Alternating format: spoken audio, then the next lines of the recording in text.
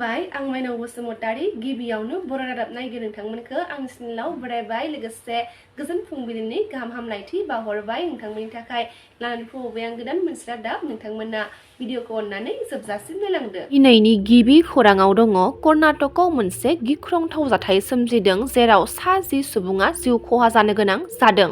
खौरां मोननाय बायदिब्ला कर्नाटकआव खारबाय थानाय बासआव अर खामनायनि जाउनाव 10निबो बांसिन सुबुंफोरा गोथाङै खामलिजोबो होनना खौरां मोननाय जादों।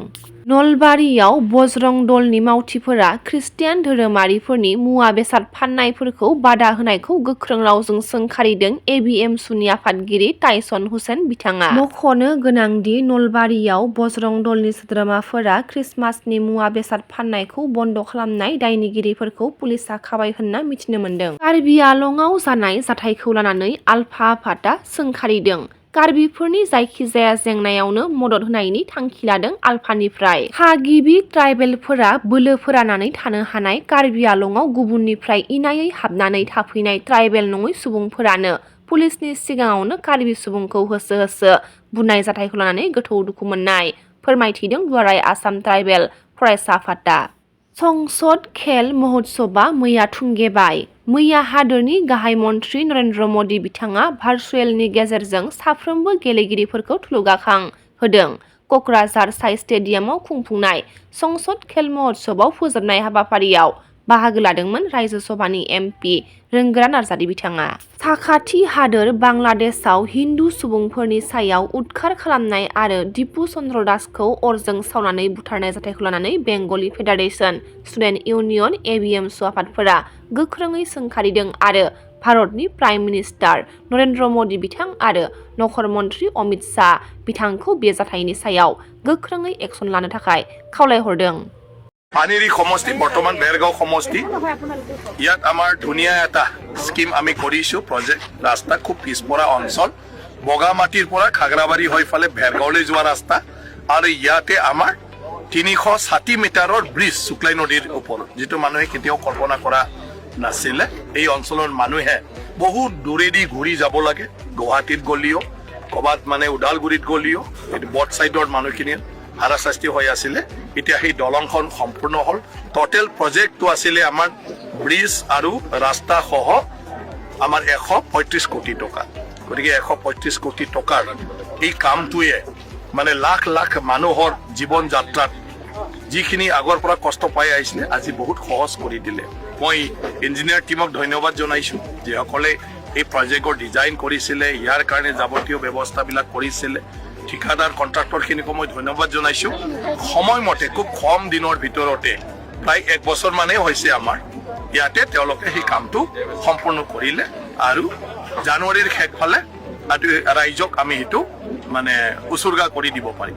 फैगौ 2026 मायथाइनि 4 जानुवारियाव सिमेन्ट दख'रा दुलाराय बर' फरायसा आफादनि जानो गोनां खुंगा 35थि बोसोरारि जखनथाइनि गाहाय खुन्थियाखौ गायसनदों। सिमेन्ट दख'रा दुलाराय बर' फरायसा आफादनि 35थि बोसोरसालिया जखनथाइनि दिनैनि बे गाहाय खुन्थिया गायसंनाय बे समाव बाहागो लाफैनाय जोंनि गासै सिमेन्ट दख'रा दुलाराय बर' फरायसा आफादनि मानगोनां आफादगिरि नेहाथारि आरो लोगोसे आंजों लोगोसे जिरायनो हानाय जोंनि 65 नं गामबुरा जोंहा दिपेन गयारि आरो लोगोसे दिनैनि बे हाबाफारिखौ गोथारै दै गोथार सारनानै जोंखौ फोथारनाय जोंनिनो दौरि मानगोनां गिरिश खेरखातारि दिनैनि बे गाहाय खुन्थिया गायसंनायखौ लोब्बा लाफानानै दुलाराय बर' फरायसा आफादनि आं गिबियावनो बेखौसो बुंनो सानो जोंनि बर' हारिखौ गिबियाव गोख्रोङै दैदेननांगौब्ला जोंनो मोनसे गाहाय खुन्थिया जोंनो नांगौ जायो। बे गाहाय खुन्थियाखौ लोब्बा लाफानानै दुलाराय बर' फरायसा आफाद होननानै मोनसे आफाद दानानै जोंनि बर' हारिनि जेंना जेंसिखौ लानानै अलखदाव गोलैनायखौ लानानै जोंनि थामोनथानिफ्राय लानानै मोनफ्रोमबो बिथोनखौ मावनो हानाय मोनसे आफाद। बे आफादखौ दुलाराय बर' हारियानो बिदि खौसे जानानै बे आफादनो गासै बिबानखौ होनाय जादों। जेरै 1967 मायथाइनि 15 फेब्रुवारिनिफ्राय दुलाराय बर' फरायसा आफाद जोनोम जानायनिफ्राय दिनैसिम जोंनि बर' फरायसा आफादा खना खनलायैब्लाबो जोंनियाव गोदो हाबना थानाय जोंनि बर' माहारिफोरा अलखदाव गोलैना थानायखौ बोखांबोनानै बुथुमबोनानै दिनै जाबायदि जोंनि बर' समाजाव खौसेयाव दिन्थिफुंबायनो हादों, बेखौ आङो बर' फरायसा आफादनिसिम रोजा रोजा साबायखर बावबाय।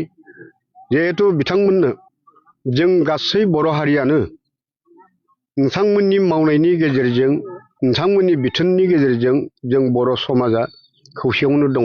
नोंथांमोना मावनो दागि मोनफ्रोमबो हाबाफारिखौ नोंथांमोना मावनानै जोंनि बर'खौ खौसेयाव लाबोनो हानाय गोहो बोलोखौ नोंथांमोनानो मावनो हायो होननानै जों गासै बर' समाजा जों बिथांमोननो जोङो होखादों। दा बिनिखायनो दुलाराय बर' फरायसा आफादनि मावबोनाय दिनैसिम जोंनि गामियारियावबो गोबां गारजेनफोरखौ लाफानानै आरो फरायसाफोरखौ लाफानानै जा खामानि मावबोदों, खोब बाख्नायथाव बे मोनसे खामानि। गुन गोनां सोलोंथाइ दासिम जोंनि बर' फरायसा आफादा लाबोगासिनो दङ आरो दासिम जोंनि गथ' गथायफोरा बे गुन गोनां सोलोंथाइनि गेजेरजों हयथ' गोबाङानो गोबां मोजां गियान बोसोन मोननानै दा गोजौ थाखोआव फरायनो हानाय गोहो बोलो मोनदों। जाहाथे बर' फरायसा आफादा मोनफ्रोमबो खामानियावनो जों रायजो राजाखौ खौसेयाव लाफानानै मोनफ्रोमबो बाहागोआवनो जोंखौ लाफानानै, आरो आं मोनसे बर' फरायसाफोरखौ खावलायनो लुबैयो जे जोंनि कलेजाव फरायनाय फरायसा फरायसुलिफोरखौ